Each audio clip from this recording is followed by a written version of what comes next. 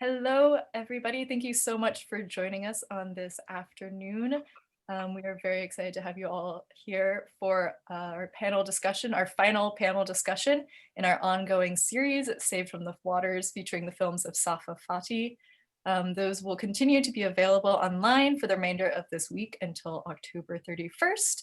They can all be streamed through the virtual cinema at Maysles.org. And we will also be sharing a link in the chat to access. So if you have missed any of the films at all, I highly encourage you to go watch them in the next week. They also are all available with introductions, individual introductions by Safaa, who tells you a little bit more about all of the films. Those are all also available for free, but we accept donations or a pay what you will scale. So if you are so inclined to submit a payment for those, it would be greatly appreciated. My name is Annie Horner. I'm one of the programmers at Maysles Cinema, who is a partnering host of this very important and reflective series, an expansive series, presented also alongside of ArteEast and Tamaas Earth Justice. So tonight's, or this afternoon's, excuse me, this afternoon's panel is one of three. The other two that were recorded previously, respectively with Mona Kareem and Kay Dickinson, are available on Maysles Documentary Center's YouTube channel, the link of which will also be shared in the chat and which can also be found at maysles.org.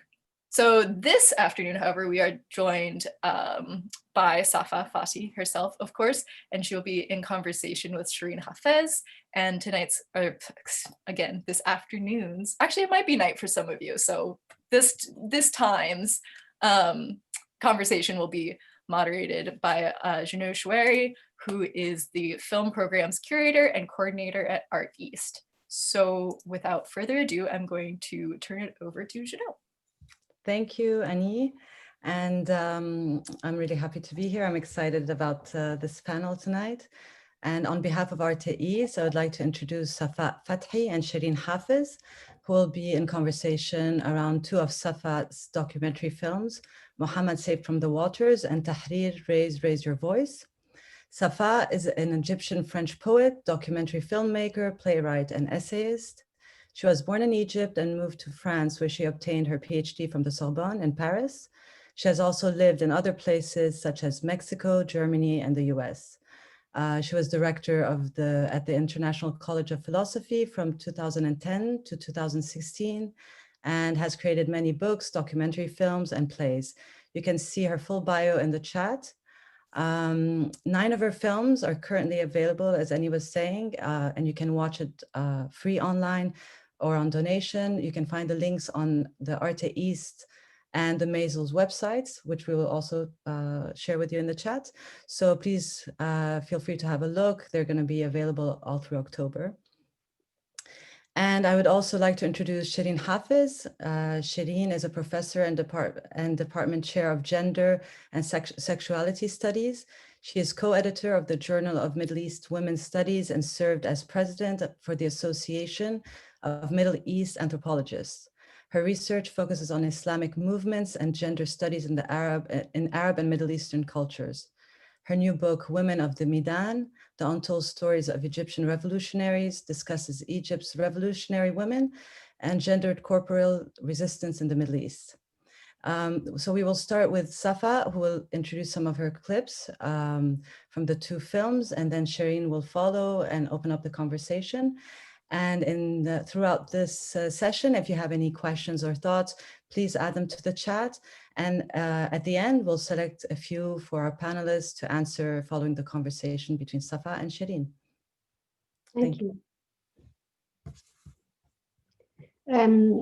Well, we are discussing here a couple of films. One is called Tahrir, Raise Your Voice, which is a work in progress, a diary, basically, of my participation in 2011 uprising in Egypt, what commonly called Arab Spring, well, Egyptian Spring. So then I chose 3 clips from that work in progress, which is an hour and a half long, and just like a selection of things which happened during the 18 days, seen by me. That is like my own experience of the uprising. So let's go and have the first clip of Tahrir, Raise Your Voice, and then we'll comment on it and move to another clip.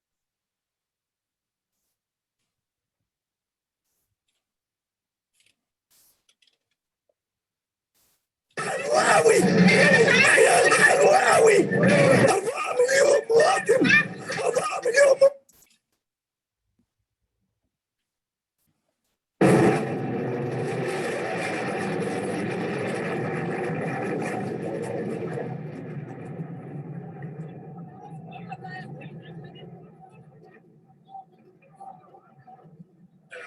ارهاب لا اللي هو الخطر بتحمي على ما اعتقد ايه او بتامن المكان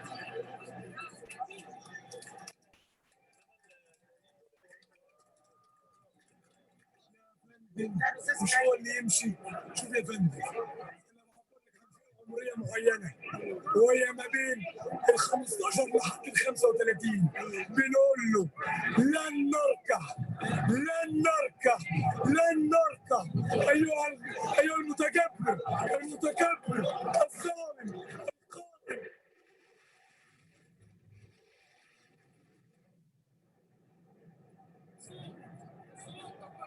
الفاسد يا فاسد يا ظالم شايف سنة صدر الحرب هنطردك من الوسط هنحرر مصر وما نشرح حاجه واحده شهدائنا اللي ماتوا هيجيب حقهم يا نموت زيهم وبس هو هيمشي هو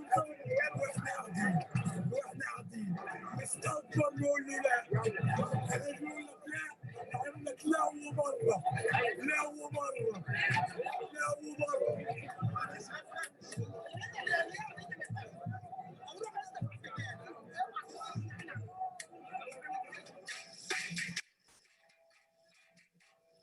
Sorry, we just wanted the first clip, not all the clips.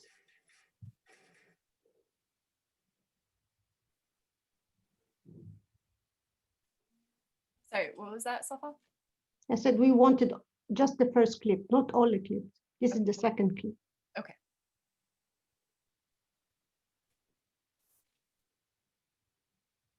I don't know what happened to the sound in the clip, because I chose that clip specifically for the sound. There were at that day, I think it was like the 9th of January or something. War airplanes, F-16, which roamed over the square. And I chose this particular clip because the person who was speaking had 2 particular things. One of them is he was wounded in the eye, and both eyes were wounded. And this is like one of the main injuries of the uprising, that people lost their eyes. And it was like meant sniper sniped eyes actually. And I've written a poem called Eye Sniper. And so they used a specific type of bullet which landed in the eye ball and eventually destroyed it. And this person had that in his eyes. His both eyes were wounded. On the one hand, in the other hand, the F-16 was like flying very, very, very low in the square. That you see the man going down like this, as if the plane was going to touch his head. And I chose that clip specifically for that. The second clip we're going to see is what we call the Camel Battle, 2nd of February 2011. And I chose the scene which was completely spontaneous, when people wanted to warn of danger, and it was like a very dangerous moment. and they wanted to warn of danger. And the way they did it is they found whatever piece of iron they could find, and they started hitting another iron. They had to make iron sound all over the place, all over the square, which resounded that day. Everywhere there was this sound. I hope you can hear it, of people hitting barriers with an iron or with a stone to make sound of warning and danger. And when the sound receded, when there was no more sound, meant it was safe. But this sound meant there is danger, and there is the square was besieged by troops and also militias. And the militias, the square has many entrances, and only a few of these entrances were already, some were secured by night, but some others were, attacked by militias. So we can have a look at the second extract from Tahrir. Raise your voice.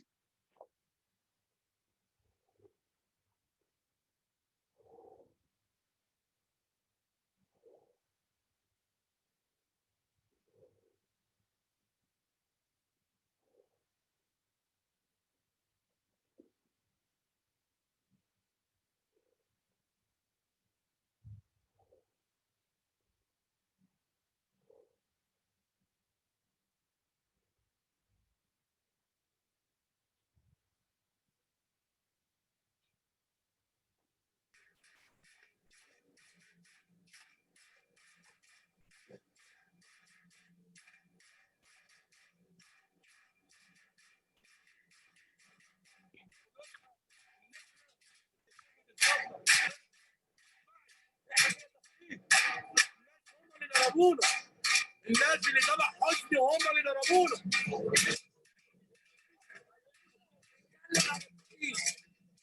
بنتكلم على التاريخ امبارح، قولوا له التاريخ مش هيرحمك، قولوا له التاريخ ما بيرحمش وما بينساش اللي عمله، التاريخ ما بيرحمش، التاريخ مش هيرحمك، التاريخ مش هيرحمك. لازم تعرفوا ان الموضوع بقى بجد، لازم تفهموا ان الحق بان، ولازم تعرفوا ان اللي بره دول اوباش قاعدين على شويه عيال صغيره عرفوا السوق اهالينا في بيوتنا. انا بعمل رساله لامي وامك وام الناس كلها. مصر فيها عيال حلوه قوي، عيال حلوه قوي. 4 مليون مواطن، 4 مليون مواطن قالوا لا امبارح. لازم تفهموا ده كويس. اطمن يا خالد، اطمن يا خالد، احنا حلوين قوي. الله اكبر. يا مصر. الانعقاد دائم مش اكتر. انعقاد مهتمين احنا ما نقعد ولا نتنيل.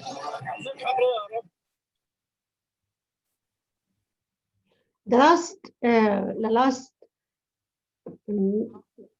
phrase in this extract, it's a man saying, "We need freedom, please. God, give us freedom. We need freedom, please. God, give us freedom." Of course, I'm going to say something there. If there is no sound, there is no point of showing the extracts, I think, because, what the whole point was to point out, that level of sound and how the sound was going on there. So if there is no sound, I'm saying that to whoever is showing the extracts, it will be difficult to understand what's going on. So there is another third extract of a man, I remember very well why you chose it for. It's almost like the program of the revolution, and with an idea which I find incredible. There is the idea of universal salary, which, like, a lot of very radical economists are talking about just now here in France, and I think in the United States as well. The universal salary, the idea of universal salary, that you can still have an income even if you don't work, or you're not supposed to be unemployed. It's part of your share of the wealth of the place you live in or the world you live in. The idea of universal salary was pronounced there by a person who's from quite a popular background.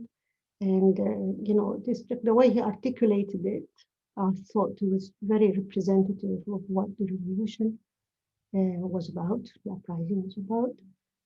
So, but hopefully there is sound, because it would be difficult to, you know, to show the extracts. If the sound was, I don't know why the sound is not. Okay, well, let's try and hope that there is sound.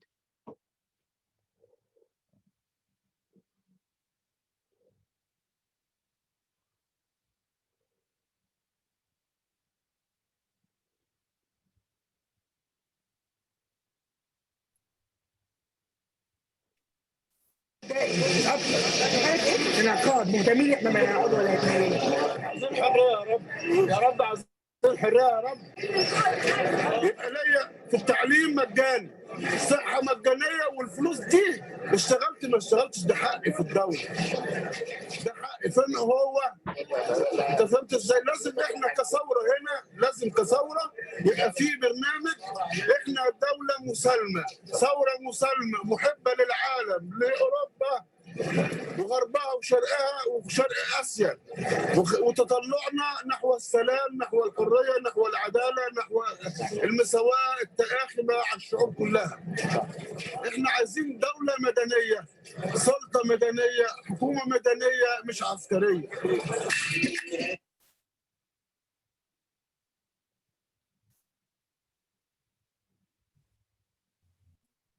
So, you know, that's like, you know, a very important statement this person has made, which is like, we need a secular state that is not military and not religious. And that's what one of the main slogans of the Egyptian uprising, secular state. We call it secular, not laïque in a French sense, secular, that is no domination of religious reference or religious practice, or no domination of military rule. So that's the first three extracts from Tahrir, and I leave Sherine to see you. What can we say about them?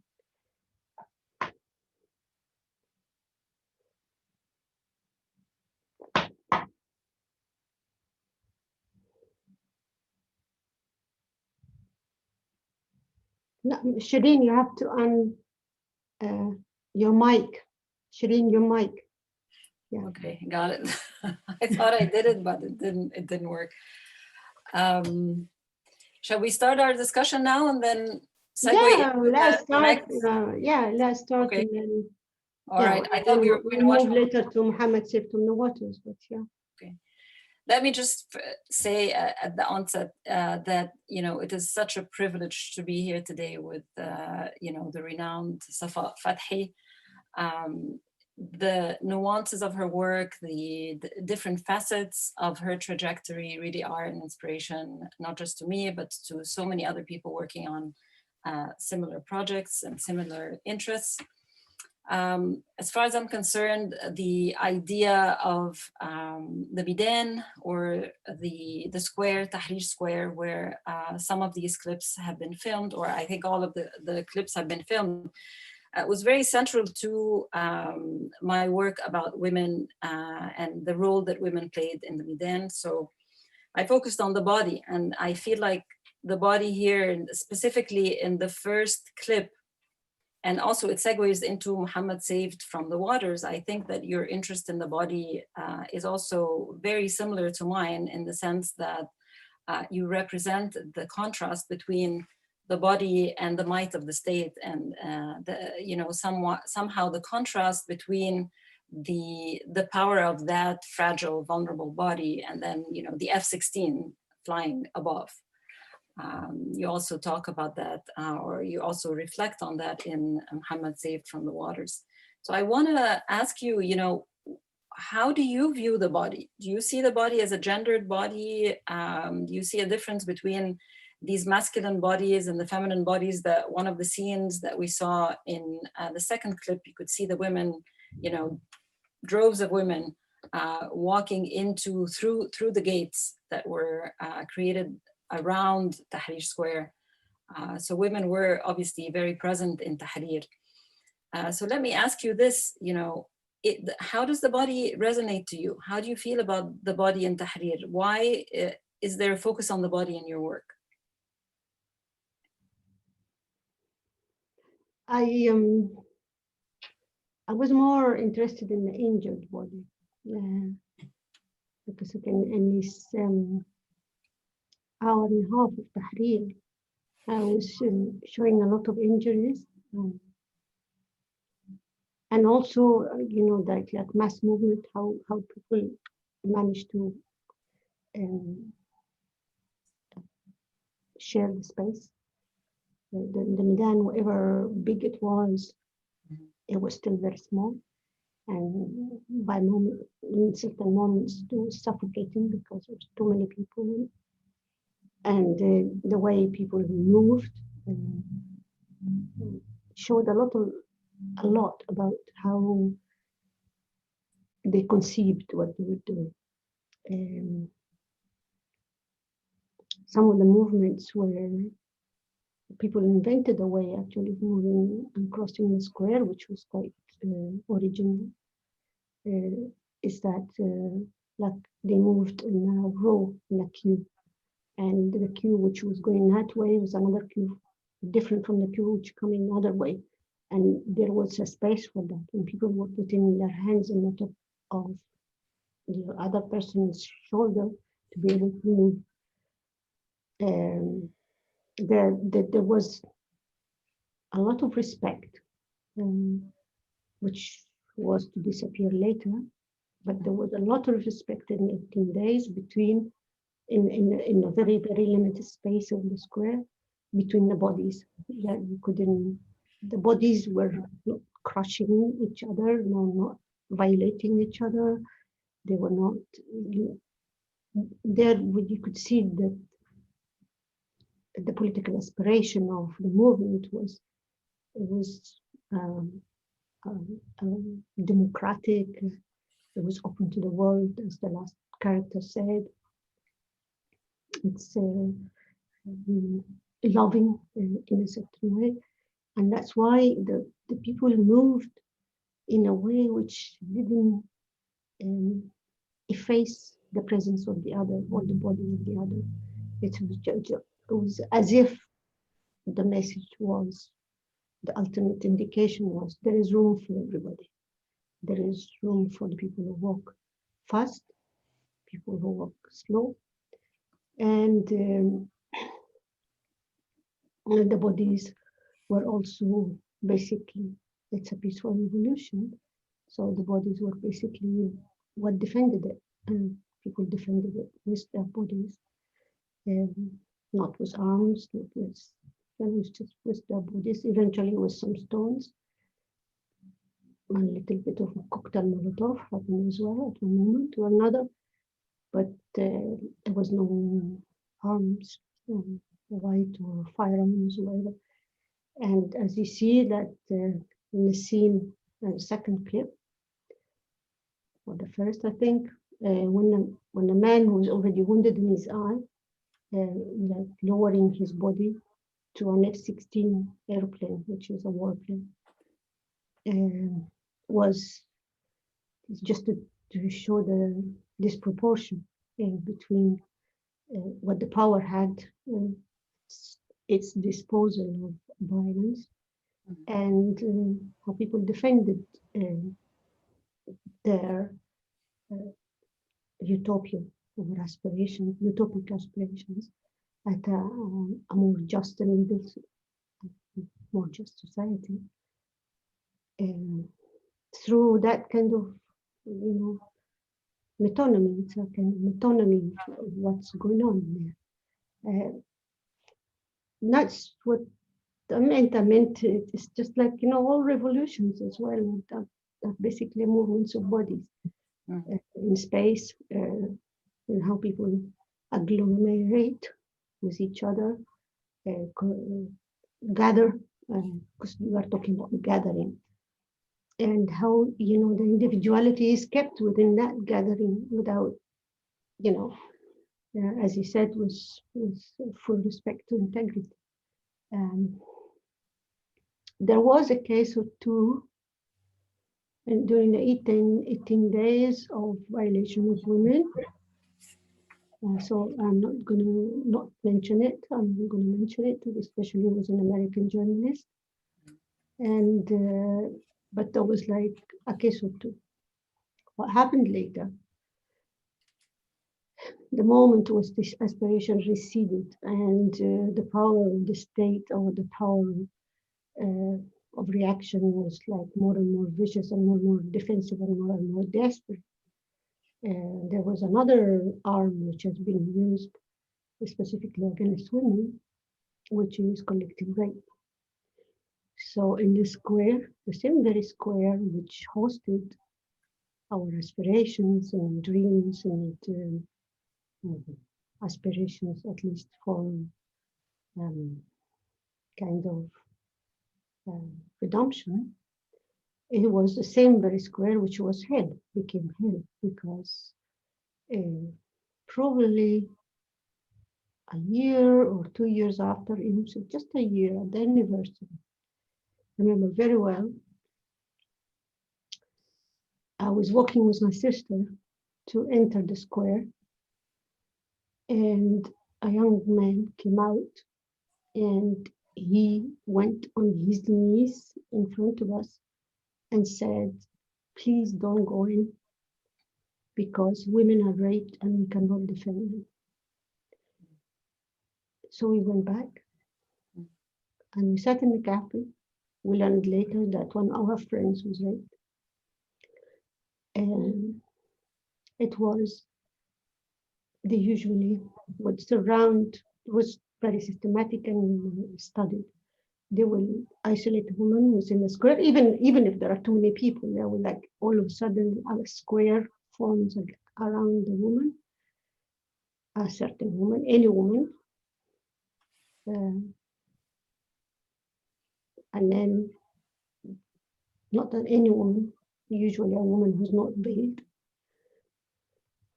And then another square forms another, and they have her in the middle, and they do whatever they want in the middle. And then some people come and say, we are going to help you. And then they also violate the person inside that square or that circle. Usually took the form of the square. So that we're talking about, in one day there were 35 cases. So it was systematic. So this is also what became of the body of certain women in the uprising. It's just like was the evolvement or the evolution of the revolutionary process, and when the authorities understood the danger, the real danger, and as usual, they will get that women in the first to go is usual women, is war crime, and it was war, and so that this is, try to elaborate on your question, Sherine. Thank you, Maria. Yeah, so it's like, it moved with the political movement itself. Absolutely, and you describe it so beautifully. How the body is deployed to challenge control and challenge state domination over space. I mean, you almost describe it as if it is a choreography of democracy, the way that they were respectful of one another, the way that bodies moved in tandem with those who could move and those who could not move, with people who even were in wheelchairs. There were some people who were basically unable to walk, like you said. So there was this choreography of corporeal, collaboration. But then you could see, how that, choreography began to break down as the days went into months, and then months became, like seasons, and the state now regained control over the square by instrumentalizing pain over the body again, re-instrumentalization of bodily pain. and sexual harassment obviously fits within this larger context. It is not an isolated, sort of phenomena to the Arab world or to Egypt in particular. And that to me is I think is a very pivotal point when we talk about also, since my interest is on gender, that it was important to acknowledge the fact that yes, sexual harassment did exist, but that as you explain it so very well, it was also very systematic, and that it was not, born out of human, animalistic desire, but it was something that was organized. It was critical weapon. Intentional. And it was, yes, it was deploying women's bodies as a weapon against the revolutionaries. And so that actually is a very interesting way of seeing how the body itself became a site for struggle. Where the body becomes deployed as a revolutionary instrument, it's also being the site of deployment of pain and the sort of like the creation of domination over the body and the reinstating of state control over the square and over the bodies. So it's an interesting conundrum, and it's an interesting transformation of how the body moves within revolutionary space. How the body again is used as an instrument of discipline and of domination. So when we watch the clip from Mohammad Saved from the Waters, I want to return back to the issue of the body as well, because you do center that issue of the body in that documentary film also quite beautifully. So again, the body seems to be a very important, trope in much of your work. And I'm very interested to discuss this with you in the next few minutes. But let me go back a little bit to some of the discussions that we've had, and specifically the idea of going back. And I'm reminded by an old Arab saying that says basically, "Al-mar'u min haythu yugad, la min haythu yulad," meaning, for those of you who don't speak Arabic, a person is where they are found, not where they are born. So I wanted to ask you, how does it figure going back to Egypt again after living in the West for such a long time, and going back again to document these very momentous moments in Tahrir? What were the pleasures and the pain, the challenges, or the happy moments, I would say, or the moments of positive interaction versus the moments of, what am I doing here? When people asked you in one of the clips, one man was asking you, who are you with? Who are you affiliated with? Why are you filming us? And you said, I'm not affiliated with anyone. I'm representing myself. So how can you talk about this also, having done all this work with Derrida and the concept of d'ailleurs and elsewhere, being elsewhere, and going back again to where you were born, and issues of, understanding and re-understanding and going back to the place where you were born when you were obviously in a different place. So what are the challenges? What are the pleasures? What are the experiences that you've had when you went back to film this documentary? Well, it's like, well, to start with, I never cut relationships with Egypt, so I'm a very strange figure, an exile that is, never was away. So always going back, and always being very much in contact with Egypt. And somehow, as if I didn't choose to, but I was to be there. What happened is like, against all odds, and really against all odds, because there were a lot of things which could have made me not go on the 7th of January to Egypt, but I'd already booked my ticket on the 27th of January, beginning of January. And against a lot of odds. and people saying, don't go, we need, you should be in Paris because we want to come and visit you in Paris. And I said, no, I'll have to go at this date. And, I insisted. So I went on the 27th of January. The first demonstration took place on the 25th, and then everybody thought that it's going to be that, nothing would happen. So I went on the 27th, and immediately when I was in the airport in Cairo, I knew that something was going to take place because you could see it from airports. I could see it because I lived in East Germany, and when the wall fell down, I could see it from the crossing points. So you always know what the state is like from the airport. So I could see from the airport that something serious is going to happen. Mm-hmm. So the next day was the demonstration on the 28th of January, which is like the one which more or less shake the regime to this very moment, the earthquake which shake the Egyptian regime to this very moment. And I was in the street, and it seemed incredibly natural to be in the street, incredibly natural to film.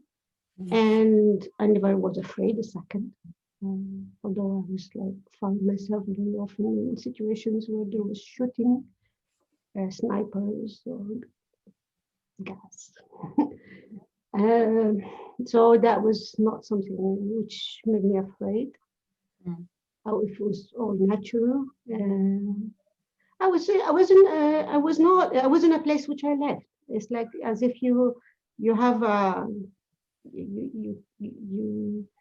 there was a little bit of ground which was kept for me there.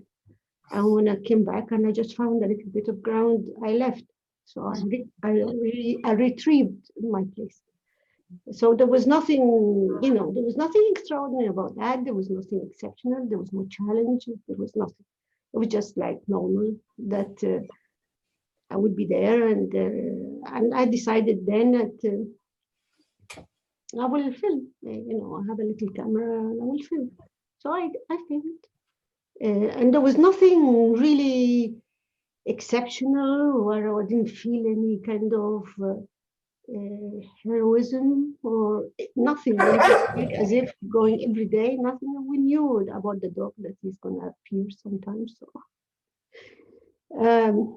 So yeah. So that's and that's will lead me to introduce the next extract, because it's also because 2011 was January 2011 was almost just 6 months after my brother had passed. My brother, who is the main figure of the extracts we're going to show now, which is called Mohammad Saved from the Waters. And it's only 6 months after he passed, and I was so much connected with him and so much attached to him, so much close to him, that his death was more than a devastation. It was like, it just made me feel that there's something incredibly unjust about being in the world in general, being in Egypt. And the fact that the uprising took place then, it was like as if, when we will see now from the extracts, when we see, it's as if there was a wish my brother had, was realized. It was something to do with the Egypt which killed him, how this Egypt which killed him doesn't want to be a murderer anymore, wants to be a mother, a real mother caring for her children. There was some kind of reparation, redemption. There was something which I'd never thought will happen. And after my brother passed, I thought that this is somehow as if it was his sacrifice was not for nothing. It meant something. It meant that, will bring about a new era. It's like, Horus, the bird, the Egyptian bird of hovering over Egypt and bringing forth light. So if we could start with the extracts of Mohammad Saved from the Waters. The first extract is just to show you who is Mohammad. He just is reciting a poem and speaking a little bit about himself.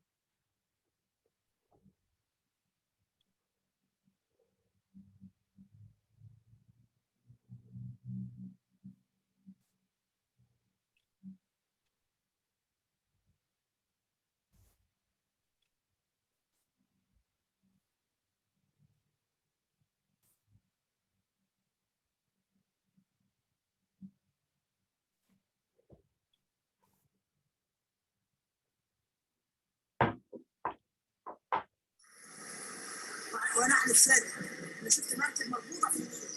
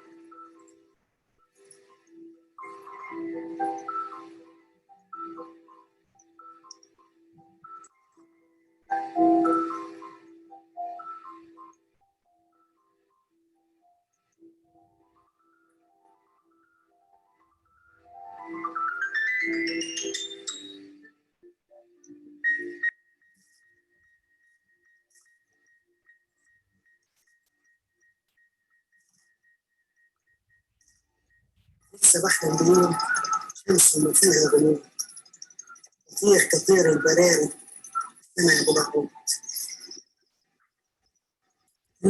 حسيت ان مو انا زي المركب ديت وزي الشخص اللي قاعد فيها هايم في الميه على المركب بتاعته. الشط راسي عليه ليش لسه مش في الدنيا. لسه بحلم بيوم شمس وما فيها غيوم يطير كطير الجراري في السماء بالعود. طبعا بالنسبه طبعا اصلا اللي صح الاغنيه عندي وانا شايف الطير وهو راجع في المركب طاير في السماء في ملكوت البلد.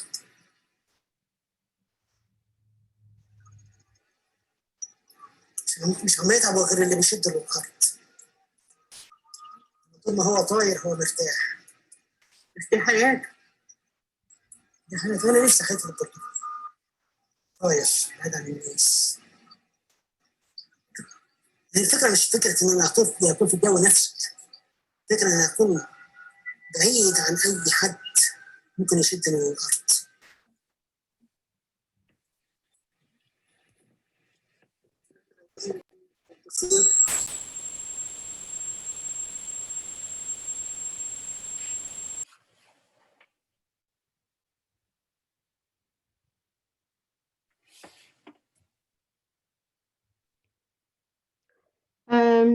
That's like, to show you,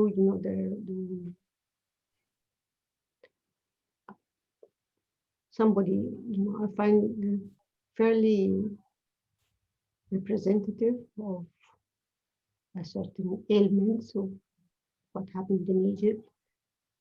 That is a young man who suffered from kidney failure. Kidney failure being a disease incredibly widespread in Egypt, among all sorts of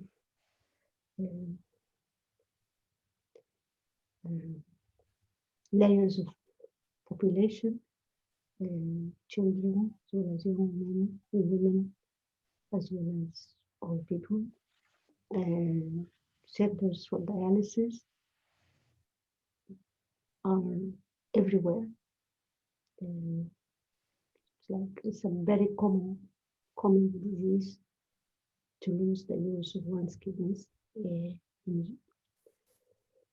And in the film, I deal with that. I deal with question of water.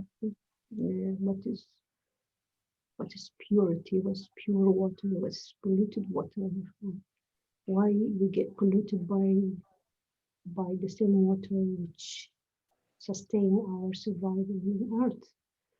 And Nile being an artery of life, and also being probably a source of evil, because not because it's evil, but because we made it. So in the film shows scenes, a lot of scenes of how the river was polluted, how the river was violated, how the river was corrupted by the Egyptians, the use they do of it, and how in turn the river corrupts the bodies. And so that's that. And because of that kidney failure for 5 years, my brother passed in June 2010. And the 2011 uprising it made sense to me. It's as if, yes, it made sense that, somehow a cycle was concluded by my brother's death, and a new cycle was opening. And a new cycle was more promising, that promised that there would be less people dying from corruption of the Nile, or corruption of governance, or whatever, or injustices. There was a promise, a great promise, which needed sacrifice, and I could accept that, my brother could be one of the people sacrificed for it. And it meant something for us, and me and his two sons. And we tried to live through that, through our bodies, really. Something which had to do with grief and mourning, which was lifting, which has been lifted, or being in the process of being lifted by everybody's revolt against whatever made my brother die. So it was, yes, it was, that's why it was so natural to be in the square, and so natural not to even have the slightest fear. I don't think I had the slightest fear any moment. The second extract we have from Mohammad Saved from the Waters will do with, I think, with the question of my brother's dream about revolution, which I realized when I was filming. And so I discovered that he was like planning in a kind of dreamy way about something different at night time with his friend and the pharmacist. So that's the second extract. That's why in the film Mohammad Saved in the Waters, I related the issue of the revolution and the uprising and change and transformation to my own personal experience of loss and call it,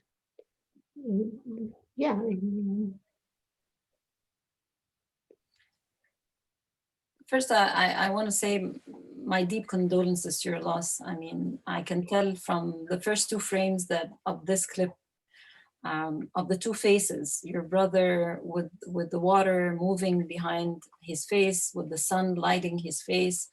And was that his son? Yeah.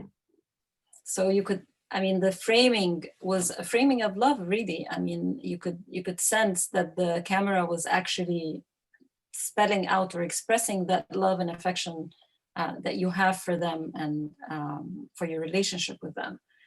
But I want to talk to you a little bit about this love, the love-hate kind of contrast for Egypt. I mean, the idea that you said earlier that the Egypt that killed him was redeeming itself and becoming Egypt the mother that would nurture him and nurture his memory, right? And that, to me, I think it's also so, you speak in poetry, actually, Safaa. It's very beautiful, very evocative, the way that you use language to express these very, very intense feelings. Your brother was talking about the birds that were flying in the sky, and how much he wanted to be part of he wanted to be like these birds, not to be pulled down to earth and undermined by oppressive forces.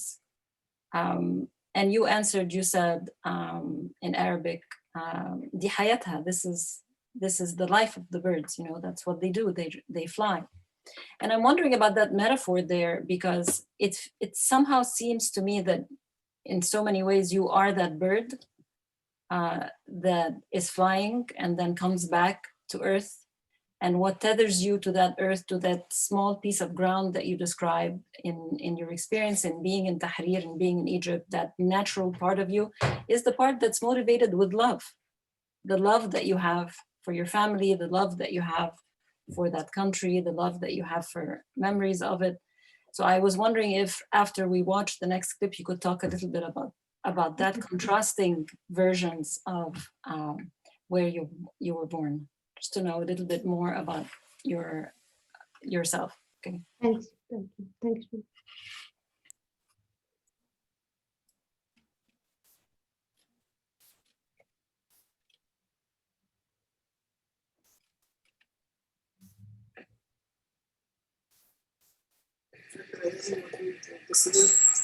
Thanks. أقول كلمة تبع الثورة والبتاع ده ما ينفعش. قول فاكر أيام زمان ساعة كنت تقعد تتكلم هو كان يقول لك لو في يوم مش عارف أنت هو كنت تقول لو في يوم العمال كلها أو كل الإنسان المدني كنت بدعو ليه أنا أنا واحد من 80 مليون. قلت له البلد دي مالهاش حق للعصير المدني فقط لا غير. أيام المشاكل دايما تقعدوا تخططوا ان في ثوره، بس يعني انا افتكرتها ساعه 25 يناير كنت دايما تقولوا ان انتوا لازم ثوره، بس ما كنتوش متوقعين واقع من قتل يقتل، هيموت بس اهل الحمد اكتر من يموت. اصل زمان كانوا يقعدوا يخططوا ان في ثوره، يعني متاكدين ان في ثوره هتحصل، لان الموضوع ما كان لازم له ثوره. لازم له العصير المدني كان اهم حاجه قدامنا. انا وصلت هم رؤساء العصابه كنا نقعد نقول لك، كنت اقول له مالهاش حل غير عصير مدني. بعدين اللي بيحبط، سوري برضه كلامي وحش شويه، اللي بيحبط العزيمه دي انا ضد دي. سماح ما اعرفش انتوا ايه، انا كده نظامي كده ضد سلطه الدين في البلد. هو كلنا ضد سلطه.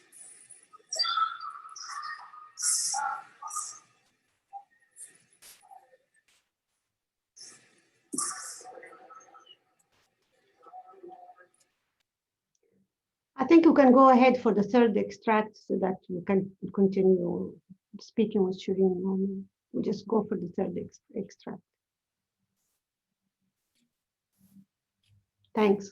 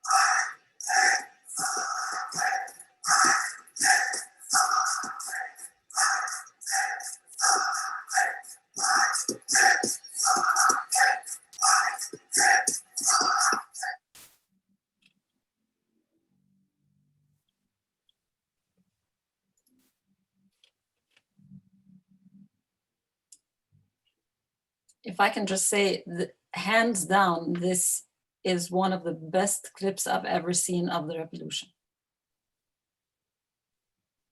Incredibly evocative, unbelievably moving. Thank you, Safaa. Oh, you're welcome, Sherine. I was just like, I wish we could hear. There was no sound. No, I could hear it. I could hear everything. Maybe it didn't deliver to Paris, but I could hear it. You could hear it. I'm happy that you could. I wonder if the public could, but I couldn't hear anything at all. Sorry.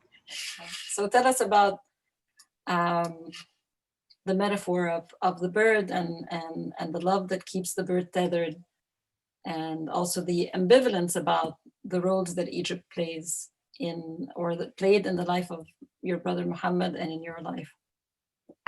It's, at the beginning of the film, Mohammad Saved from the Waters, it's almost a banal story. It's a banal story of a sister and a brother. This is the founder myth of Egypt, the sister and the brother. Mm-hmm. And the bird is like, it's a great symbol in Egyptian mythology.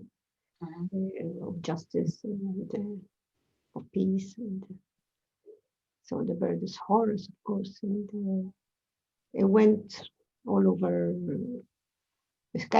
Somehow it's what reconnects spaces, the spaces which are seen from above, seen from afar, let us say, not above or afar, or from the other side, can be from being away, or from being from the other side of life, or from death. So this is that idea is that the worlds, the many worlds, are interconnected. You can be glimpsed. You can have a glimpse of them, either as a living or as a dead person. And that is the idea of the bird, the bird's eye, the bird's gaze over things. It's an amazing thing to think what birds could do, that how they could see things. So that's that was the two films are obviously very connected, as you see, and while one is not complete, the other is complete by the very fact that it's a post-film film. As you said, the filming I did with Mohammed was like in view of a film, which was still a project, and had the idea to start filming already on the Nile when he was, not too sick.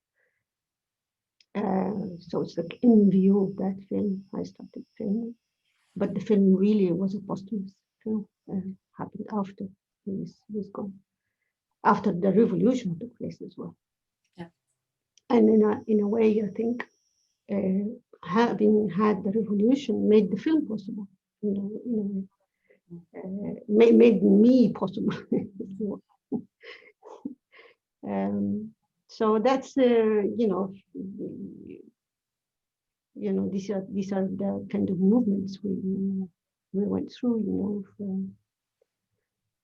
Of moving between,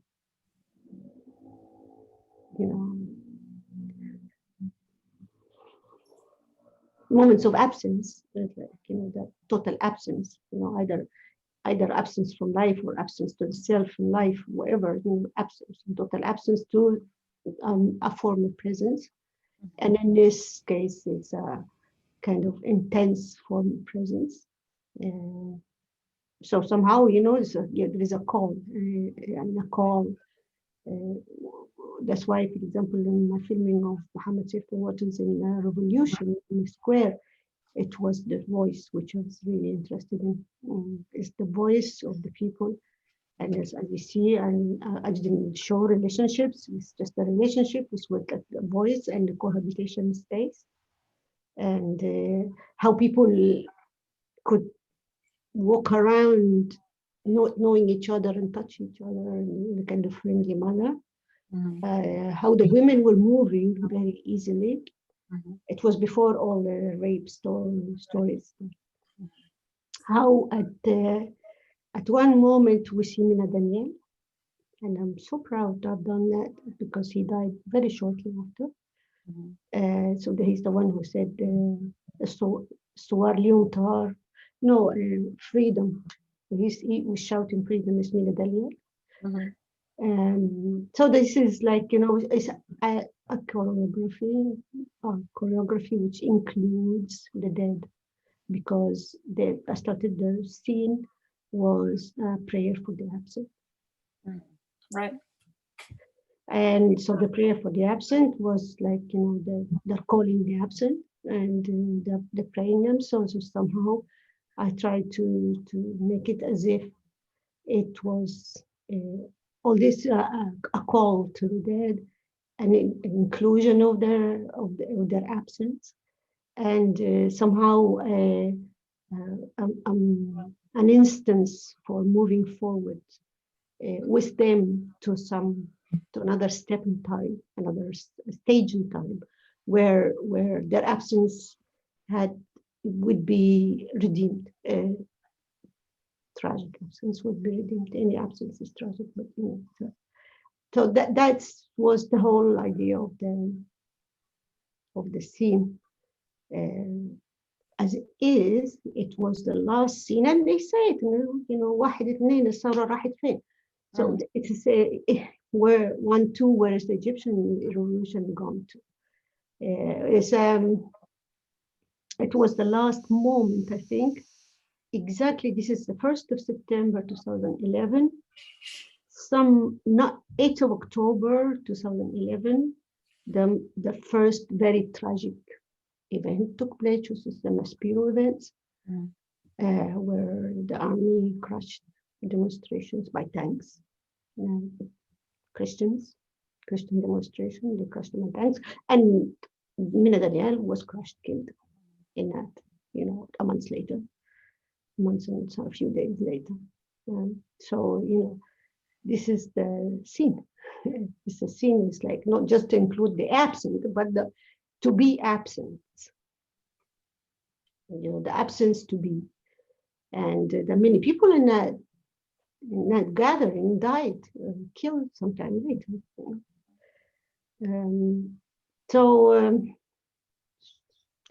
That's why do I do that? You know, love for the people and love for the idea of justice. Yeah, it's just, you know, love for the people I know, the people I don't know, and the people, and an idea of a better future, just place for people to share and to live, you know, not too humiliated, to live in dignity, and that was one of the main symbolic reasons of the Egyptian uprising, was the question of dignity. So you've mentioned this a couple of times before. Do you really feel that the revolution has died?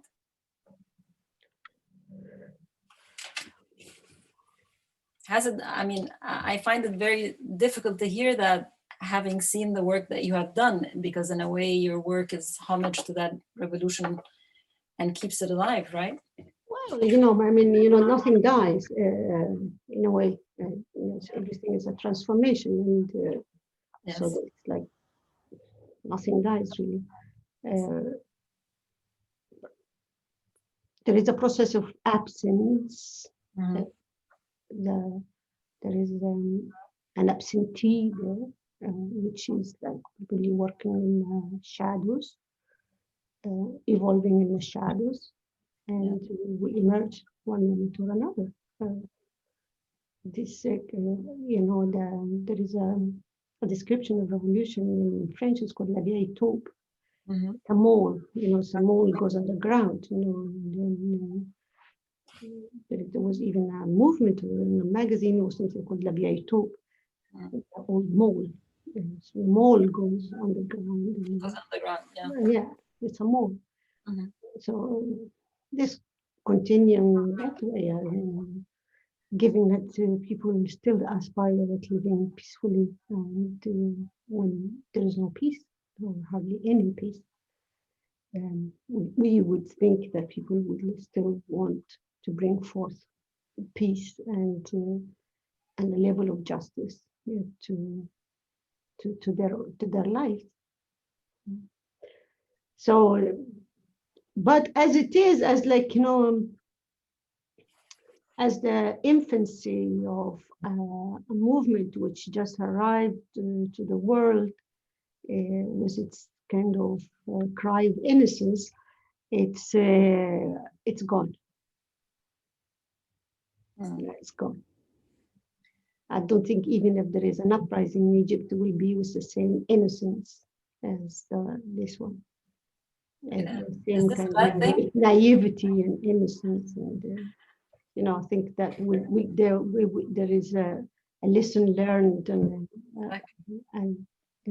violence. It's like we've been stamped by violence, or what do you call it? When you're marked, there's like a seal, a seal of violence, which somehow is unavoidable in revolutions. But we'd have hoped, and given that I was very much involved in social movement and the political movement from my early young age, early youth, quitted all this because of the question of violence. There is, that revolutions are very associated with the idea of revolutionary violence. The French Revolution invented revolutionary violence, like la guillotine. The Russian Revolution invented the revolutionary violence, which was very remarkably violent, very unlawful, and led to horrors of the Gulag. And ultimately to counter-revolution, because if the revolution uses violence, then the people who know to use better violence, the ones who are going to be brought forth by that same very violence, so-called revolution. So that was a question which was very much preoccupying me, and I wrote about it and I studied it, and I quit all movement because of the question of violence.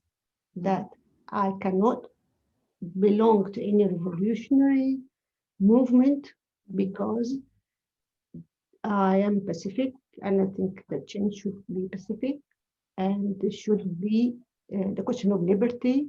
I'm a libertarian.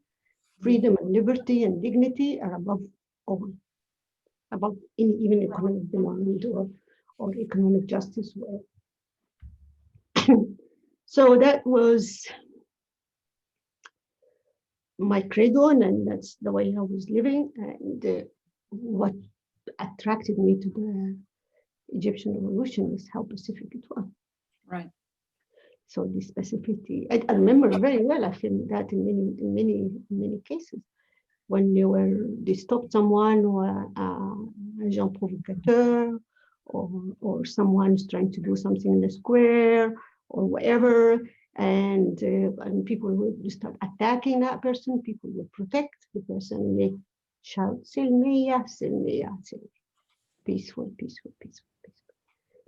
So even the movement of vengeance, of attack, this was not there. And this was incredibly remarkable. That's really remarkable. It's also like all of a sudden, a dream I had, which is like revolution without violence, was in front of my eyes. I could see there was a revolution without violence. And that was also, a dream came true. Absolutely. I mean, what you're saying resonates with so many of the people that I interviewed who were in Tahrir and who talked about the love that was there between people, the connections that were, you know, forged across class, religion, ethnic backgrounds, gender binaries. I mean, everybody talked about that camaraderie, the solidarity, the connections that they made in Tahrir that continue to this day. Despite the differences between, you know, and variations among the Egyptian population. So I think that this concept of love and solidarity and anti-violence is a great message. And it's something that will remain with, I think, Egyptians, with you, with me, with our listeners today. I think it's a beautiful message, and that message will never die. So without further ado, I just want to thank you for this incredible, incredible discussion, and for sharing with us your work and sharing with me all of these amazing anecdotes and very evocative and emotional. I mean, I'm going to spend days actually unpacking our conversations in my head. So thank you so much, Safaa. It was a pleasure. Oh, thank you, Sherine. You've been wonderful. Thank you for your kindness and for your interest in my work, and for being so perceptive of all the issues, you know, underlying all these things, and making me speak so personally as well, because I don't usually think so. That's the beauty of this conversation. Thank you so much. Thank you so much, Sherine. Thank you. So the panelists, if we have questions from the panelists, our moderators, you know, are you there? Yes, I'm here. Thank you so much for this conversation. It was really a pleasure, and I think time just flew by, and I would have loved to hear more, really. And I guess if we don't have any questions from the audience, then we're ready to wrap up. We do have a question, actually. I do? Yes, we do. From Hisham Aisawi. Can you see that? It's a comment, I guess. Jinu is frozen now. It's in the question and answers, the Q&A. Ah, okay. Let's see.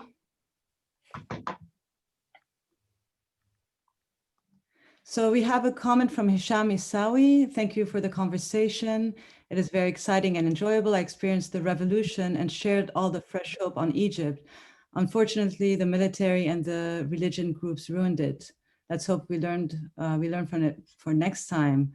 And a question to Safaa, do you think there will be another revolt? Yes. Mm-hmm. Yes, naturally there will be another revolt, because, you know, revolt is, you know, nations are made of that. And I've just said, you know, it's a mole. So the revolution is a mole, you know, underground mole. I would like to call it something else, not a revolution. The word had been used so much in different ways, and everything became a revolution. Even the most horrendous counter revolutions are revolutions. I would like to call it something. I would like us to find a word. I don't know what, but I would like us to find a word. The good thing about revolution, the word revolution, is that it revolves. So it's always revolving. So this is it, the revolution revolves. So, you know, that's a good word for that. But, you know, that's why it's good. But it has been too much used, or we have to give it different content. I'm not sure, but yes, I think so. I mean, aspirations to justice and to peace are, you know, so fundamental and so archaic in human beings that, you know, the less they have them, the more they aspire. And I don't think we have them in Egypt.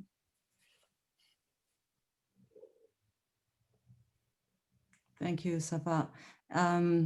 Yeah, it's like planting the seeds of something that doesn't die, but it's a matter of like expanding a certain consciousness. And I think the revolution in Egypt has also affected and has been contagious to the rest of the region as well, and has inspired a lot of uprisings. And let's say, for example, in Lebanon as well, and at the time in Syria. So I think where it's a moving organism and ever changing.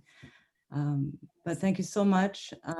If there's, I do you think have it's any more? aspired as well, inspired some movements in the West. I mean, you know, not just in Egypt. There was a moment where there are things happening in Spain, things happening in the US, things happening in France.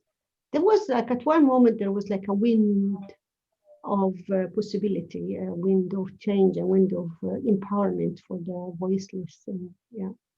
And yeah, so there's always a question of voice.